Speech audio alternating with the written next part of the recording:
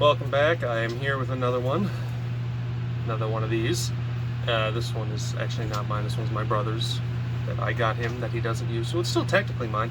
Anyways, this is the LBV, also known as the load-bearing vest or the load-carrying vest if you're one of those. We try not to be one of those.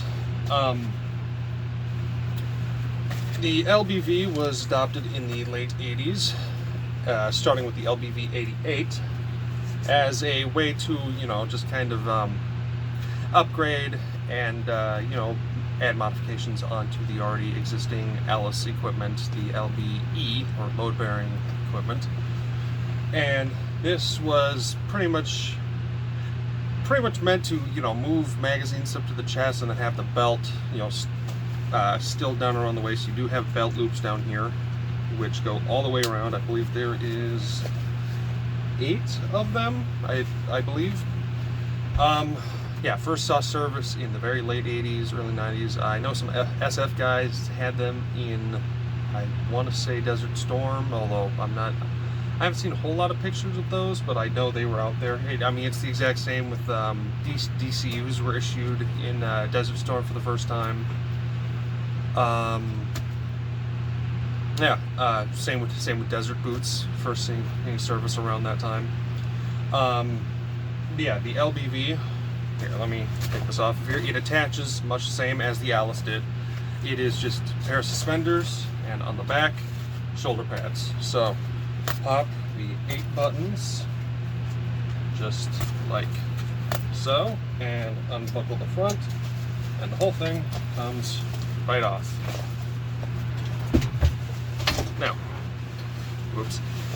load-bearing vest. You got your center portion with basically H straps. They kind of retroactively went back, or not retroactively, they went back to the H harness, I guess, instead of making this like a Y configuration, like the later LC2 Y straps. So, comes over the shoulders, attaches to 2 panels. Each one of these cells holds 2 mags, so you have a grand total of 8 magazines. And it's a very, very light, durable, breathable design. It's fully adjustable. You adjust on the sides with the pull cords, and there's one on each side. This one's a little screwy. Has the standard pain in the ass Alice adjustment rollers. I can't remember the actual name of them. I don't make things. I just know a lot about things that are already made. Anyways, basically to attach to the vest, again, is just with the normal system. Lift up the rifle pads, button them down once this is on there, and it does have 2 buckles up front, right there and here, just normal Fastex buckles. I think they're Fastex, probably not branded like that. I think Fastex buckles came out a little bit afterwards. Up front, you do also have, very conveniently, 2 grenade pouches up front, right at the bottom of the vest, right there. Those will hold M2 pineapples if none of you are getting your hands on M2 pineapple grenades. M67s, obviously, or GD5s, or whatever the hell it may be. And I do very much prefer these shoulder pads over the normal Alice webbing ones, because these are actually significantly wider. Okay, maybe not significantly, but wide enough to make it so it's more spread along your shoulder. There's about, I'd say, 1/8 inch foam padding inside each one of these, so they'll also float. That's really nice. And if you're already wearing things that need to float, it will just help you with buoyancy or whatever. I mean, it's pretty much full nylon all the way through, so, not exactly super fire resistant, but I mean, how often are you planning on being on fire? That's up to you. So it's fairly damage resistant, tear resistant. Sometimes older ones will be a little bit rusty, like that button right there. Although most all the hardware on here is primed and painted. I have seen enameled as well. That was weird. Metal equipment and plastic and polymer. Other than the nylon, there's not a whole lot that goes into this, which is really, really nice. And even as popular as Cold War stuff is getting right now, these are still like the latest Cold War.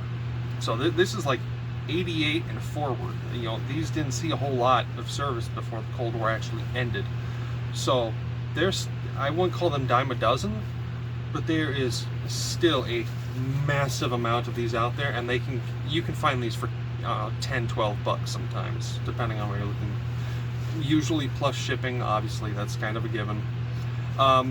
The earlier first patterns of these, like I believe the actual LBV 88s, instead of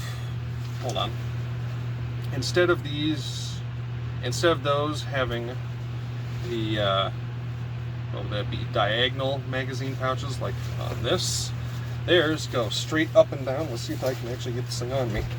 It's adjusted for my brother, so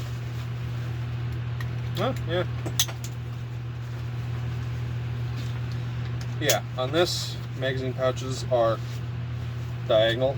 On the early patterns, they go straight up and down, so these are made so you can actually like reach them. I don't know why my brother has a charger in this. Overall, these, you know, very, very useful piece of equipment, especially if you're doing like early OIF stuff, you know, Iraqi Freedom, you know, pretty much anything throughout the 90s. These saw service all the way up until about 2005, and a little bit later for National Guard and reservists and whatever. Largely, yeah, I mean, they're easy to find, they're easy to use, cheap as hell, durable, and simply put, I enjoy them. I need to find a mine. I have no idea where the hell it went, which is unfortunate. One more piece I will show you. As stated previously, you are more than capable of putting a Alice belt through the belt loops right around here. There are 8 of those in total.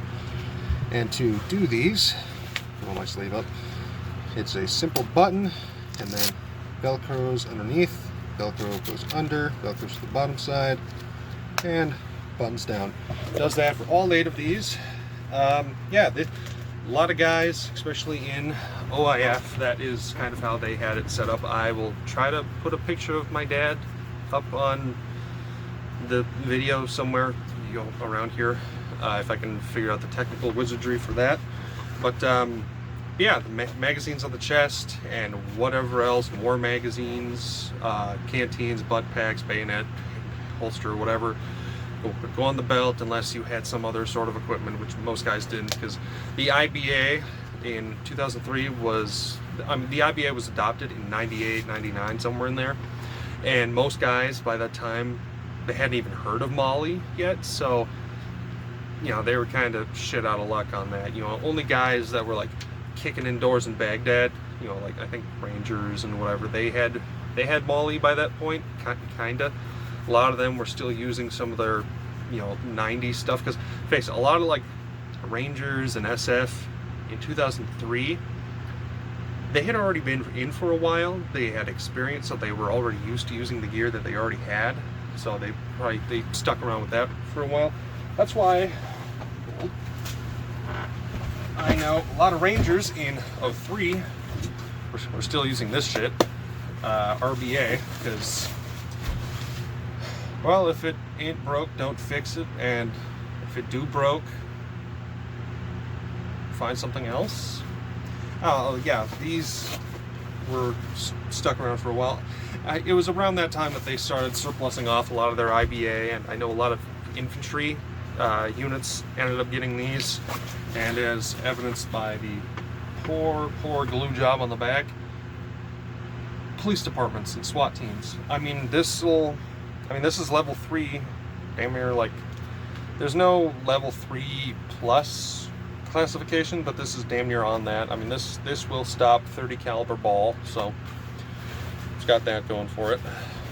Stop flexing that. But yeah, LBV. Very, very simple, intuitive design. Where the hell did I get glue on that? These are the saw pouches. These usually hold a 200-round drum, or I believe 2 of the 100s, or you can just fill it full of 30-round magazines, and both work. I mean, the saw takes M16 mags, so you can do that. Yeah, that is the LBV and its associated small bit of history. Good luck.